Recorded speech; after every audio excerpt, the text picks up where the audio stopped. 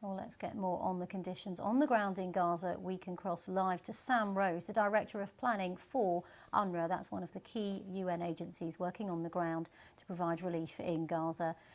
He joins me now from Nuseirat in the central Gaza area. We appreciate your time. Thanks very much for joining us. You have a first-hand view of what is happening on the ground in Gaza. Please just spell out what you're seeing and what people are saying to you. Absolutely. Thanks for having me on. I mean, the last few days have been particularly brutal, but we've said that so many times now that it almost becomes a kind of cliche. But there's very, very heavy fighting ongoing in eastern parts of Gaza City, as your correspondent said.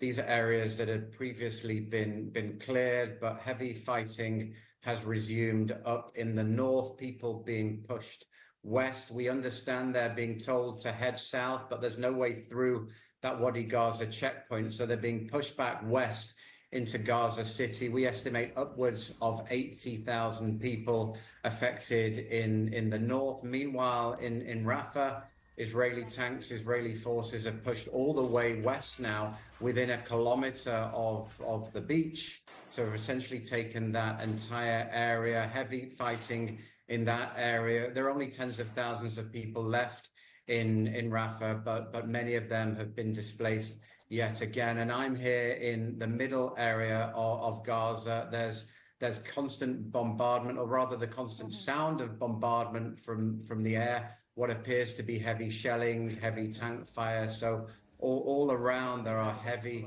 military operations, and meanwhile the population has to go about their lives as best they can in extremely difficult circumstances. Sam, you talk about tens of thousands of people who have been forcibly displaced because of the conflict.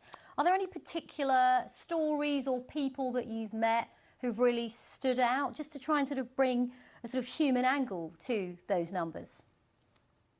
I mean, everyone has their story. I've got friends and colleagues I've known in Gaza for tens of years, and everyone you speak to tells horror stories of what's happened to them, of what they've endured, what they've gone through, and has essentially become normalized. I don't have any specific stories from the north of Gaza. I mean, every story is to an extent the same, but every story is very, very different. Colleagues of mine who show up to work, they'll be gone for a day, and they'll tell you that they've gone because they had to bury family members, or they had to visit relatives who've been heavily injured at hospitals, relatives, oftentimes children who they're now looking after themselves because their parents have died. So many people have these stories and these kind of everything that they've endured, that they're dealing with in the immediate, but which will have long-term consequences. In the north particularly, we understand people are fleeing, as I said, back into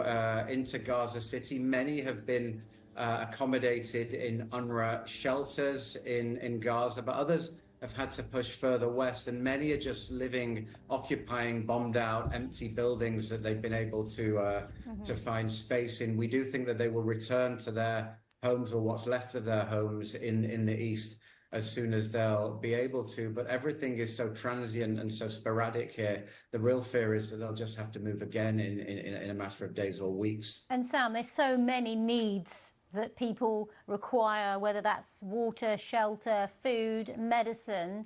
Is it even possible for me to ask you this question and rank what you think is the greatest need at the moment? I mean, the greatest need is for this to come to an end. Obviously, in terms of humanitarian supplies, people need water, people need healthcare. It's getting hot here. It's 35 degrees. The stench of the sewage, the lack of solid waste management facilities, the area is essentially becoming a dumping site. That's one thing that we need. But we also need fuel. Fuel isn't coming in adequate quantities through the crossing point, and without that, the incubators cannot work. The water wells cannot work. I mean, it is impossible to rank things, because doing everything that we take for granted, the most simple of things, is a real struggle for everyone.